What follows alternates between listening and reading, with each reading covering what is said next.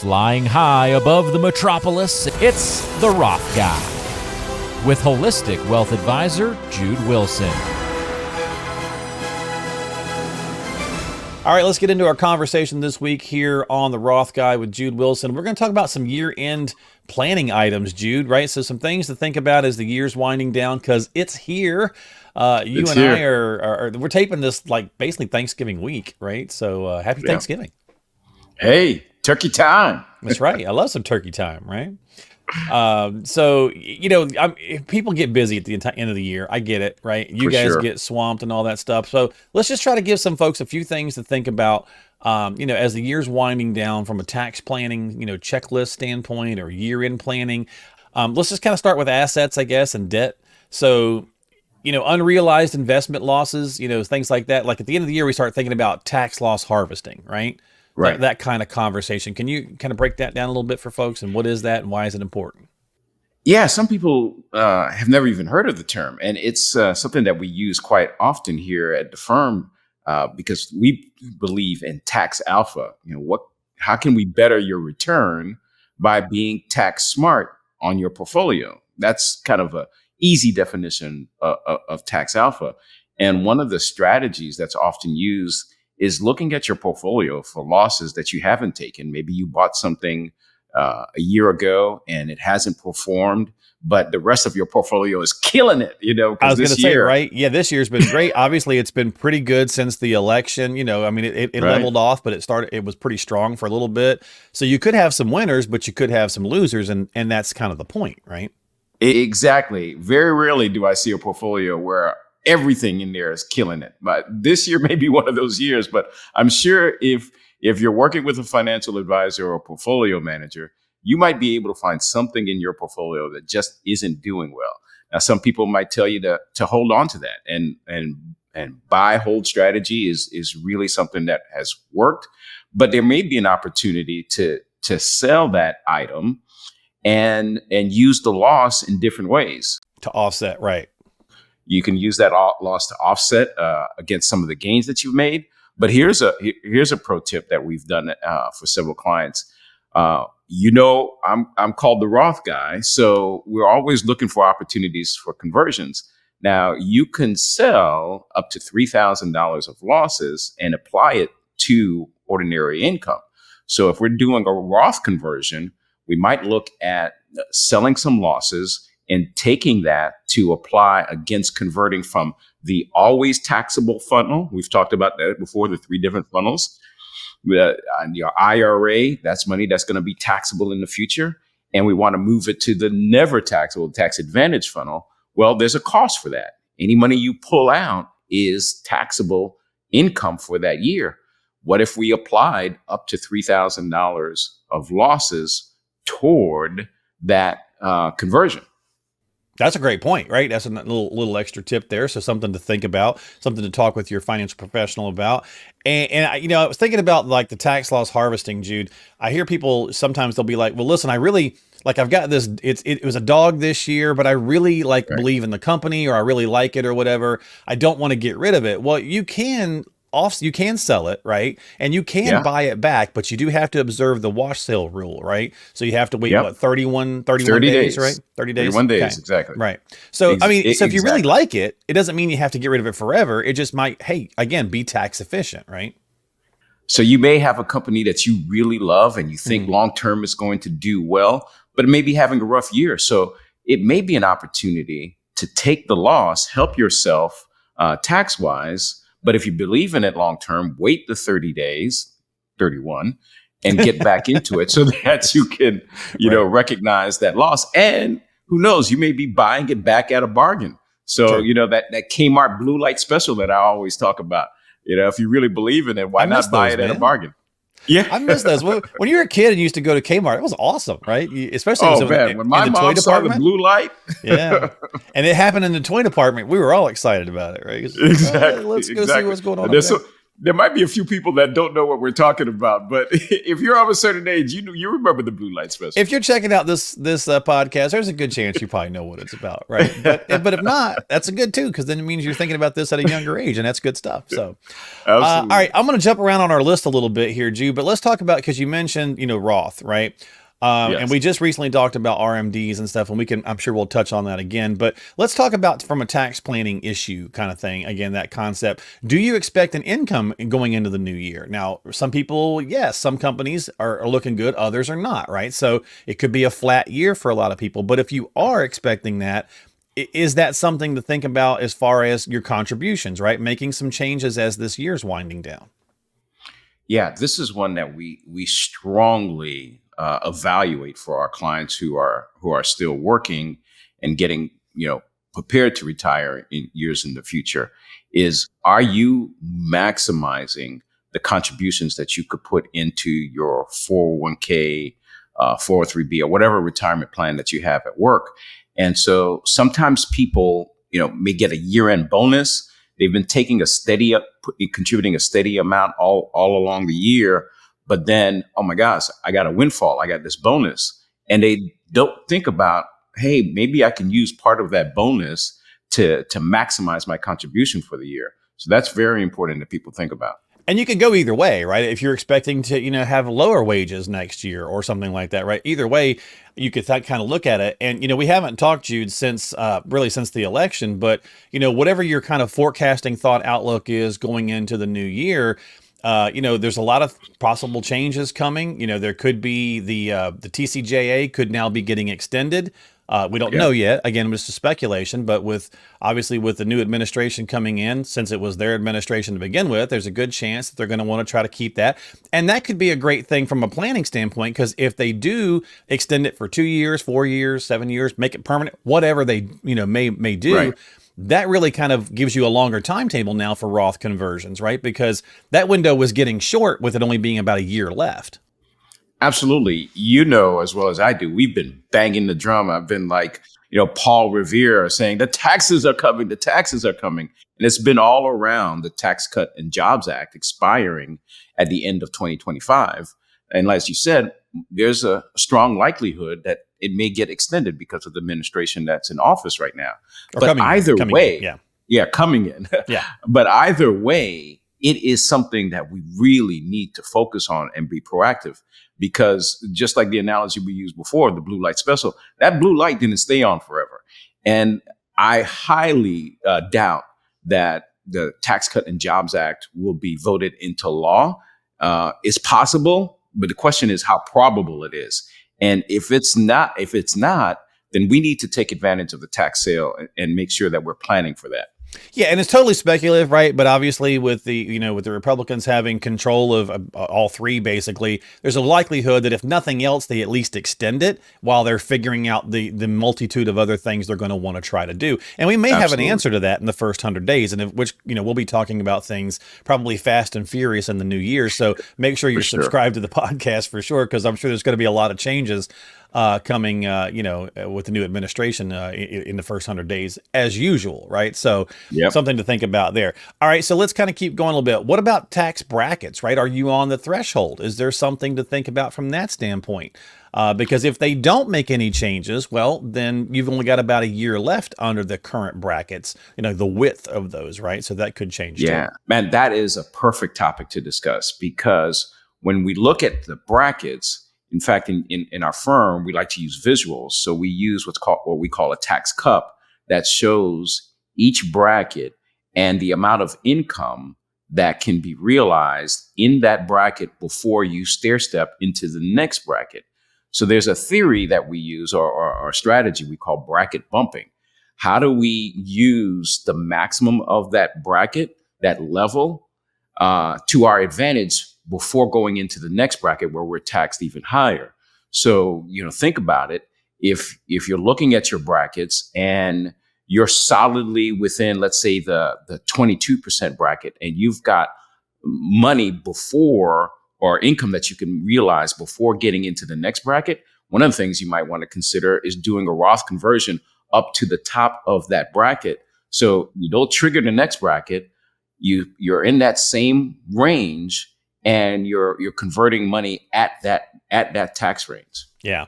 Yeah. And it's funny because a lot of us, we don't really understand. We think, well, we're in the 2% tax bracket. So every dollar we make is taxed at that number, and it's not. Right. Right. So it's incremental as it moves through. So you can be a little bit more efficient. Obviously, working with a professional who understands that can help you be a bit more efficient in that regard, because it does have that laddering stair step kind of thing. Yeah. And bracket bumping is something I personally believe you really need to work with a professional on that, because if done incorrectly, it could cause a domino effect that is against what you're trying to do. It could actually cost you more money. So the concept works, but you got to implement it correctly. Yeah. Well, all right. We're talking about end of year and talking about being tax efficient. So let's remind folks about possibly, if you're charitably inclined, which during this time of year, many people start to feel that kind of pull. Maybe you're that way all year long. That's fantastic. But, you think, hey, I want to, do something with charity. I want to be helpful. Well, why not be helpful, but also be efficient, right? So you could look at maybe doing a QCD, especially if you're already at RMD age. That could be something worthwhile to think about. QCDs are definitely a strategy that if you're at RMD age, you should be considering a qualified charitable distribution. Now, many of us make donations to our church or other charities that we love, and we're usually just writing a check out of our checking account for that. Well, that's after tax dollars that you're writing that check for. If you're at RMD age, you can send money directly from your IRA to the charity, and that will avoid those dollars being taxed. Yeah, so helps satisfy it, almost right? like it satisfies the RMD, and it's more tax efficient to do it that way. You're already sending money to the charity. Yeah. Why not get a little bit of a tax break for doing it? Yeah, and you can kind of break it down. Like, so if your RMD that you have to pull for this year, let's say it's $10,000. We'll just use an easy number. And you're thinking, well, I'm charitably inclined, but I'm not that charitably inclined. Well, that's okay. You can send a portion of it, right, Jude? And it still satisfies that dollar amount, right? So then it does help you from a tax efficiency standpoint. Now, it has to be to a qualified one. That's the point, right? It can't be to like, Bob's, charity, unless Bob has the proper forms in place, right? Can't be to your favorite, podcast host or anything. It has to be to the right thing. But that's a great way to help. Yeah, wink, wink. But that's a great way to also, kind of take care of the RM, because so many people, Jude, come in and see professionals like yourself, and they say, I hate having to pull these RMDs because we're in good shape. You've built a good plan. We're rocking and rolling, but I have to do it, but I don't need the funds. What can we do with this? And that's a great way to think about. Absolutely. A wonderful strategy. And we often employ it here at the firm.